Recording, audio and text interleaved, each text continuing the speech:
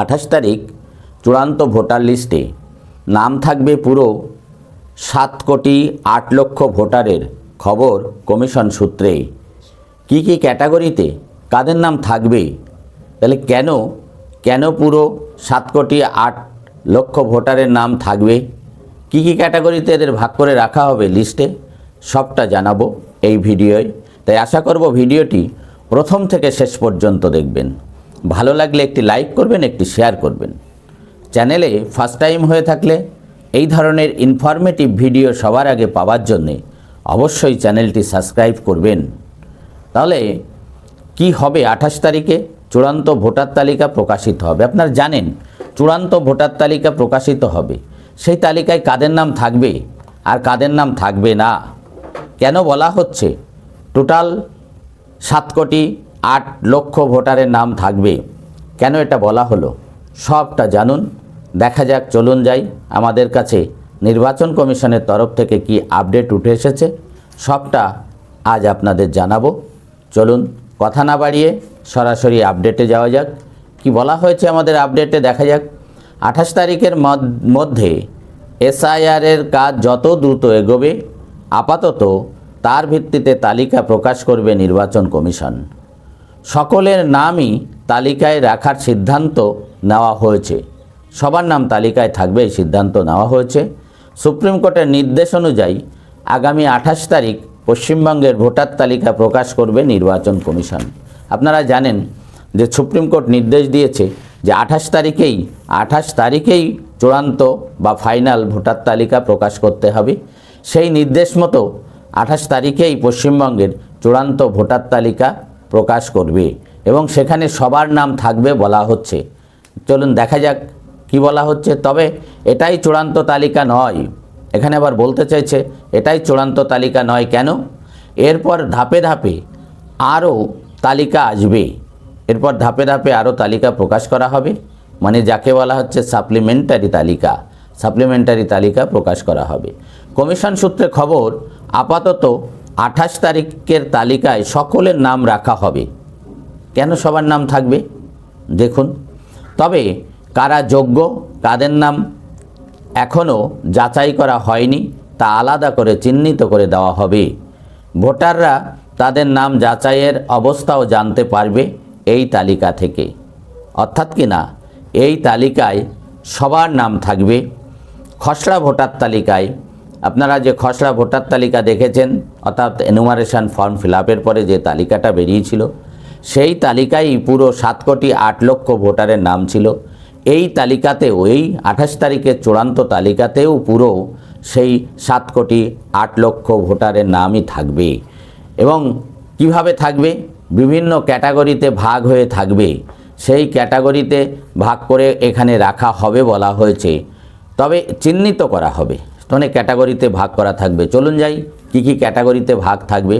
সূত্রের খবর, 28 তারিখ পর্যন্ত যে নামগুলো নিষ্পত্তি হবে সেগুলো গ্রহণযোগ্য হিসাবে ধরা হবে, সেগুলোকে গ্রহণযোগ্য হিসাবে ধরা হবে। তাদের শুধু নাম তালিকায় উল্লেখ থাকবে, তাদের শুধু নাম তালিকায় উল্লেখ থাকবে, এখানে এমনটাই বলা হচ্ছে। কিন্তু অন্য জায়গায় যে খবর আছে তাদের নাম অ্যাপ্রুভও লেখা থাকতে পারে, তাদের নামের পাশে অ্যাপ্রুভও লেখা থাকতে পারে, উল্লেখ থাকবে আলাদা করে পাশে, কিন্তু নাও লেখা থাকতে পারে। উল্লেখ থাকবে কি, যে আলাদা করে পাশে কিছু নাও থাকতে পারে, আবার অ্যাপ্রুভ লেখাও থাকতে পারে। যে সমস্ত ভোটারের নাম যাচাই বা নিষ্পত্তির জন্য বিচারকদের কাছে পাঠানো হয়েছে তাদের নামের পাশে লেখা থাকবে অ্যাডজুডিকেশন বা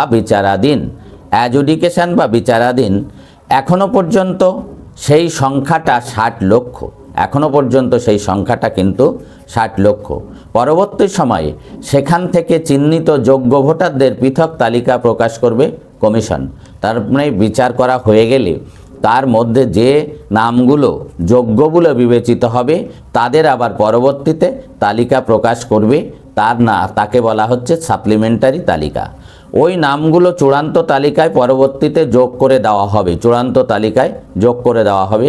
কমিশন সূত্রে খবর, এসআইআর ঘোষণার সময় পশ্চিমবঙ্গে 7,66,00,000 ভোটার ছিলেন, অর্থাৎ 2025 সালের ভোটার তালিকায় এই 7,66,00,000 ভোটারের নাম ছিল। সেই তালিকা থেকে 58 লক্ষের বেশি নাম বাদ যায়। মৃত, স্থানান্তরিত বা ডুপ্লিকেট ভোটার বা নিখোঁজ ভোটার মিলে এই 58,20,000 ভোটারের নাম বাদ গিয়েছিল। খসড়া তালিকায় ভোটারের সংখ্যা দাঁড়ায় এই 7,08,00,000। এই ভোটার সকলের নাম 28 তারিখের তালিকায় ক্যাটাগরি অনুযায়ী ভাগ করা থাকবে। তাহলে 28 তারিখের ভোটার তালিকায়, অর্থাৎ চূড়ান্ত তালিকা যেটাকে বলা হচ্ছে, তাদের নাম সেখানে ক্যাটাগরিক্যালি ভাগ করা থাকবে পুরো 7,08,00,000।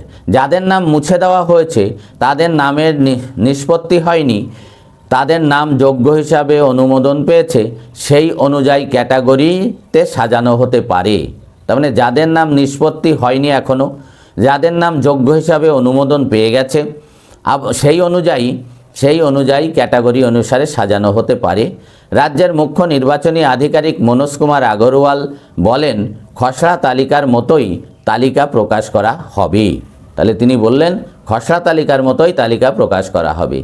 যে সমস্ত নাম বিচারাধীন সেগুলি লিখে দেওয়া হবে। যে সমস্ত নাম মুছে গিয়েছে, যে সমস্ত নামগুলো মুছে গিয়েছে সেইগুলির নিচেই লেখা থাকবে ডিলিট লেখা থাকবে। মুছে যাওয়া মানে বাদ চলে যাওয়া। যে নামগুলো বাদ যাবে সেই নামগুলো থাকবে, কিন্তু তার নিচেই লেখা থাকবে ডিলিট। পাশাপাশি বাকি সব একই থাকবে। ফর্ম নম্বর 6 মাধ্যমে যে নামগুলো যোগ করা হয়েছে বা নতুন ভোটার যারা হয়েছে সেগুলো তালিকায় যোগ করা হবে। পুরনো যেগুলো বাদ গিয়েছে সেগুলিতে ডিলিট লেখা থাকবে। 7,08,00,000 নামই প্রকাশ করা হবে। বিচারাধীন রয়েছে 60 লক্ষের মতো ভোটার। 60 লক্ষ অর্থাৎ 60 লাখ ভোটারের নাম বিচারাধীন রয়েছে।